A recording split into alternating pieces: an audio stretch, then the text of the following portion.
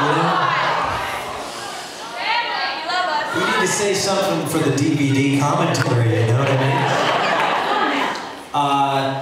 You know, what I love to do, and you probably know this by now, and I love there to be several layers to things.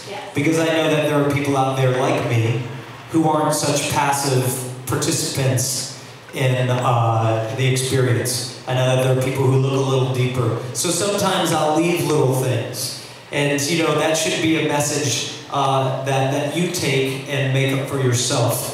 But there are a lot of things in this that if you pay close attention, you'll find. And sometimes it's a wink from me to you guys that the average person will miss over. But you know, when I was young, an artist, some of you may have heard me talk about before, a guy named Larry Slezak, who's a good friend of the family, and a hell of an artist. He told me about an artist that used to paint the back of the canvas as well as the front. And I was always really taken with that idea that someone would take the time to paint the back of the canvas, and even just knowing that the back was painted made you perceive that piece of art in a different way. So I think that stems from that sort of thing. Anybody else have a question? I got one from the Twitter. I'm going to take my clothes off, sorry. So is number 2 or not on the door? Is that somehow Bible related? Bible, no, it's related to the Argus Apocrypha, which is something that's far too delicate and deep to get into right now. So there's details in the video, obviously. Yeah. Everything is happening for a reason. Yeah, and we're not fucking around here, buddy. It's not a hobby. Anybody else have a question on the floor? Yep. How many people do have questions? Raise your hand. Okay, so we're going to start to get through it quick, and if you get bored, you can just fuck off, go home and watch TV. Oh, you love me anyway. Okay, go ahead. What was your favorite scene to film in Hurricane? Well, I don't know if I can say that. I really enjoy filming Shannon and Tomo. I really do. You know, it's a pleasure for me to turn the camera on them and to capture a bit of who they are. You know, it's why I put the motorcycle scenes in, because it's so much of Shannon's life, and it's why I had Tomo playing the violin. You know, because it's a big part of his life. Maybe I'll shoot him cooking one day. But I really enjoy that, and you know, I think part of my whole thing is really creating something from nothing. And it's. I was watching the making of Hurricane, which we're working on right now, the other day. We were laughing because I was walking around the space and lying down on the floor and showing how I wanted the camera to see Tomo lost in his thoughts. And I think really I'm doing it for all of us, you know, not just for myself. And that's a fun thing. Is there actual sex in the video or not? Is there anything really going on?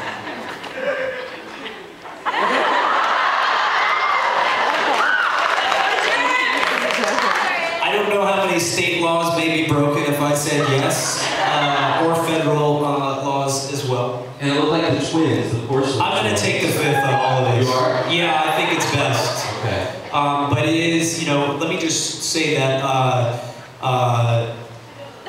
let me just not say anything. Yeah, there are a lot of rumors circulating about that, but let's just say no, let's just not say anything. I think it's better. All right. Yeah. Let's go to the audience. So, you mentioned earlier about the sex and violence in Hurricane. Was the dichotomy in like the censored version between the sexuality and violence intended? Because in the censored version, pretty much all the violence is pretty much left in, where the sex is completely cut out, so you're pretty much spending half the video watching the censored part. I mean, that goes back to what I said before. People are much more comfortable with violence than they are sex, which is the weirdest thing in the world, because aren't we just all supposed to be walking around smiling and, you know, making love to each other physically and emotionally? I mean, it's a weird thing that we're all, you know, glued to the TV when people are blowing each other up, but as soon as people are expressing their sexuality, it's like this, holy shit, cover and run, bury yourselves in the sand. I found it strange, but, you know, I do want to say that people that, see the horse people, right? I don't know if you remember, the horse people, the gimp man, the man with the inflatable breasts, the porcelain twins, Stormy, the feather girl. These people really did something brave. They shared a part of their lives with it. They're not acting. Those aren't actors. We didn't have a costume department going out and renting something. Those are people that are sharing a really deep and special and intense part of their lives with all of us. And I always feel so lucky that they trusted me enough to allow that to happen. And, to allow us to look behind the curtain a little bit. It was a gift. How many times did you jump through that window? Oh, Jesus. Too many times. But you know what the worst was? And I don't know if someone was going to ask me what the worst, or if they asked me what the worst, but there's a scene, the scene where I fall in front of the building and land on the ground? Yeah. Okay.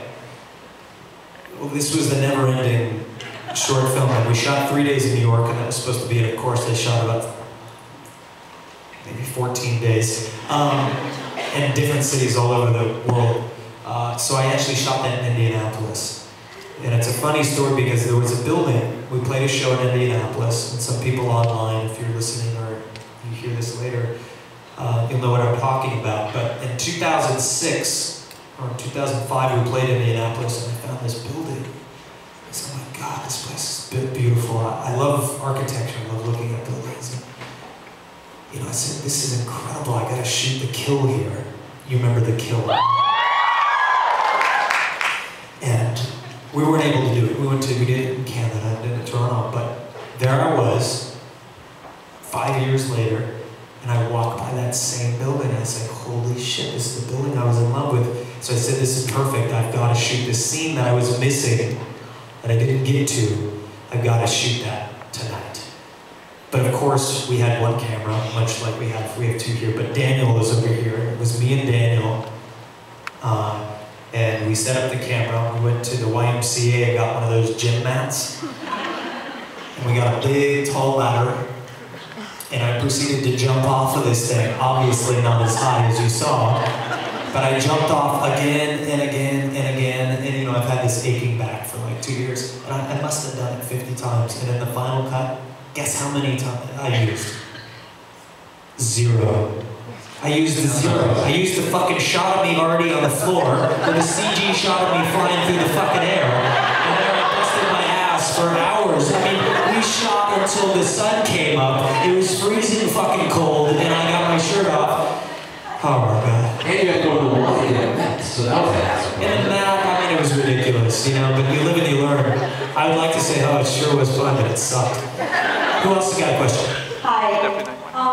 During the making of the video, each and every one of you had an antagonist that you interacted with, and I was wondering if there was a metaphor or meaning behind each of those antagonists between you and Shannon and Tom.